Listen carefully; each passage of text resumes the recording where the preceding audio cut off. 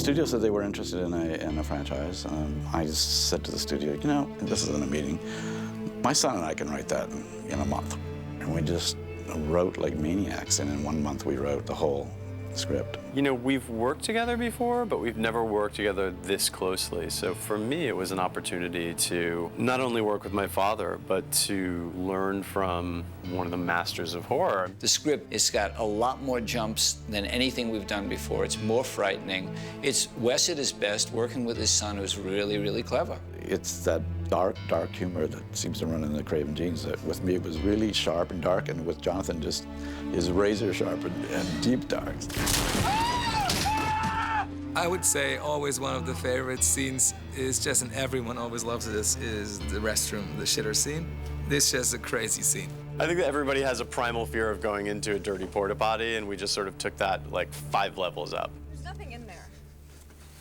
It's down there. It's kind of the scene that kicks the roller coaster off. It was a lot of fun to shoot. It's a really scary moment, and it's also, I think, pretty funny.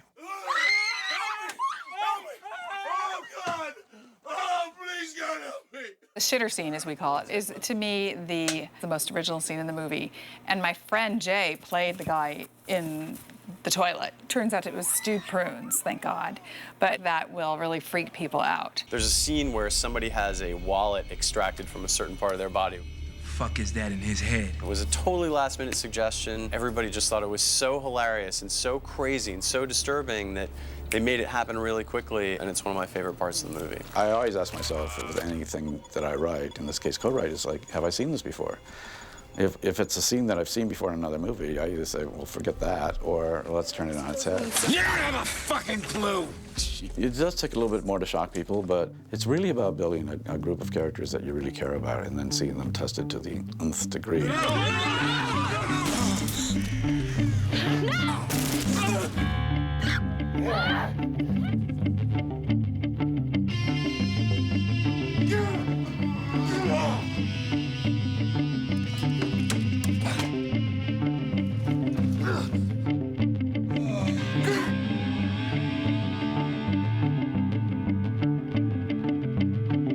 These guys had to climb mountains, and they all did rope climbing training, and they had to be out in the hot Moroccan sun for 12 hours a day for weeks on end. It was fun, and it helped a lot to understand what our characters are going through and to understand their relationships, you know, having to train so intensely and how that bonds people together. First week that we were here, was an incredible bonding experience because we went through the boot camp. We were marching and, you know, learning how to hold the guns, shoot the guns, and just sort of doing things as a unit. Sticking together in, what, like 115-degree heat was quite a challenge. I've had a blast working on it. It's also been 2 of the hardest months that I've had working as an actor. It's just that constant physical endurance of keeping your energy up in the middle of smoke and water and desert sun.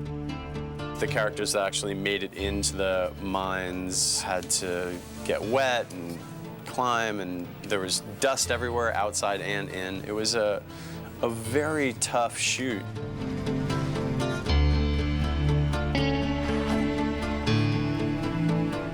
I had no idea what I was getting into.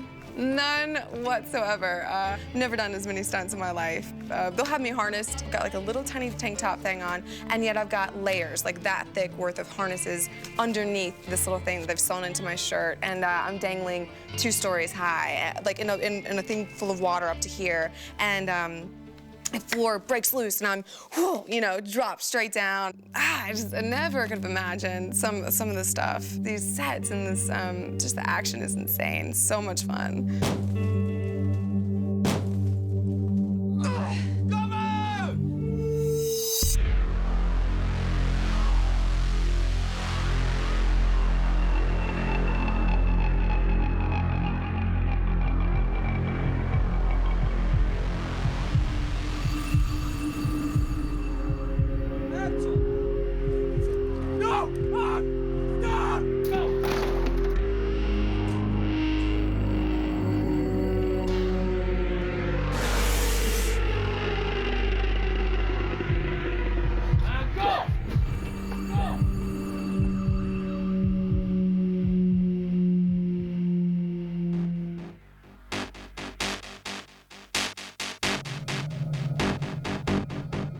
And you're running, you're climbing, you're screaming, you're shooting guns, you're getting stabbed at, you're getting knocked down. It's the most physical thing I've ever done as an actor, and it's absolutely exhausting. You know, you do this for 12, 13 hours a day in the sun. And then we move into the studio in the second half of the shoot, and we're all like, oh, this is great. We're gonna be inside, we're gonna be away from the sun, but it's like, no, now you have to climb down the slide and like land in a giant pile of dirt. You're gonna have gallons of water poured on, freezing water poured on you. You're gonna have to cover yourself in mud. So it kind of turned into this really like strange fun house inside, you know, the studio.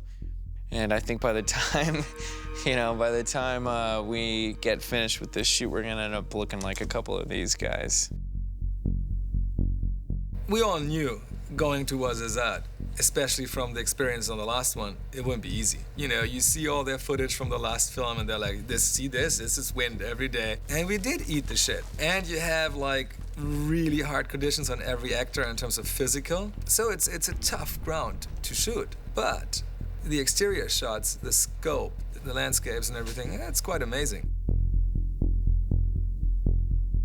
We're out here in Morocco for the reasons of getting big, huge landscapes. I mean, the vistas we get around here are massive, so you get the feeling of the hills.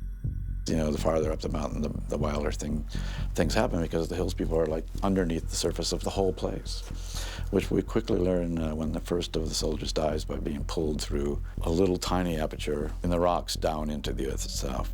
And the only way out, when they get to the peak and are trapped because all their climbing ropes are stolen, is to go back down through the mines. We want to try and make it as claustrophobic and as dark as possible when you go underground, because that's what's really scary. We're filling the place with smoke and dust and water, and so everybody's been working in beautiful sunshine for the last 3.5 weeks of the shoot. And now for the next 3.5 weeks of the shoot, everybody's in dark spaces, having water poured on their heads, and this is the crew as well. It doesn't get any easier. We have situations where they have to climb through metal tubes, you know, dirt tubes, and they get stuck, and there's lots of situations where they're trapped and very uncomfortable, and they get wet as well.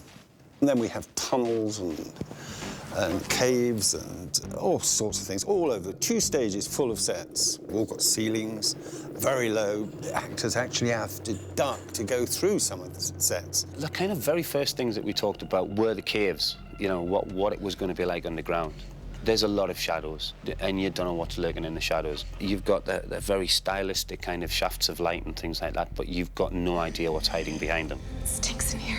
Well, obviously, when you start to design a film, it takes on its own life, and it goes through stages of development. I mean, if you look at these drawings here, these 3 at the bottom here, these were 3 of the first drawings I did, and this inspires. This gets the adrenaline going. This gets the director interested. It gets me to know what he wants, and it gets people talking. And we came to the butcher's room, this is the most gruesome room of all. This has got all the dead bodies in it. I probably went a little bit over the top, but it's good to do that. You know, it's good to sort of, for the director to be able to say, okay, that's too much, or whatever.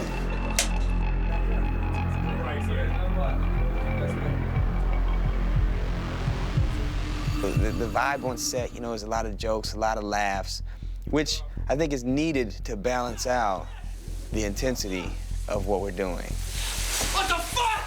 Cool, cut it. It was actually perfect. Martin gives us a guideline, gives us where he wants to see the scene go, but it's just like free range. Do what feels right and is natural. All right, let me get you guys. Let me see a half-speed rehearsal, okay? Hey, rehearsing? We start with you saying blam. All right. And ready, and action. Bam! Gotcha.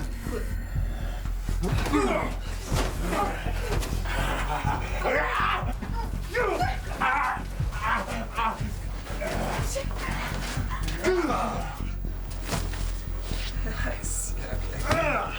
Yeah, okay. It's not bad. It's okay.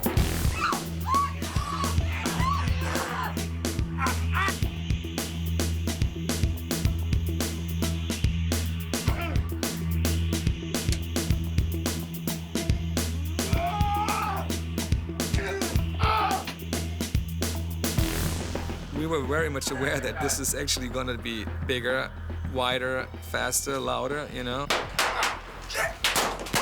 That was the only way to go, really. Come on, bitch! There's a great shot when Crank blows up the... Actually, he blows just himself up, but he tries to blow up the blast door. I really like the scene, how he moves out with the dynamite, and it works great, and it's his response, and he knows he's fucked up. Fuck! But it's just so his character. Uh-oh. Fuck. Fuck. Fuck. Okay. Make it quick. Fuck. Fuck. Give me another fuck. Fuck! There's a comical aspect to it, you know? It's great. If you turn around, you're like, doing, and then you see it. So you come all around the wire. Give me that fuck one more time. I like this one. Uh-oh. Fuck! Fire in the hole! Go! There's a lot more action in this movie. There's a lot more really heightened, scary moments, a lot more jumps. And it's a bloodier film. It kind of takes all those wonderful moments you enjoyed from the first film and cranks it up, you know, a lot. The story stands alone and is really powerful and really disturbing, and yet it's unique to The Hills Have Eyes. So those are the elements that I'm proud of.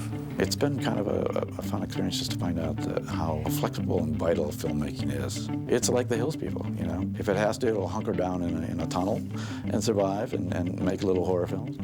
And if it gets a chance, it'll take over the world.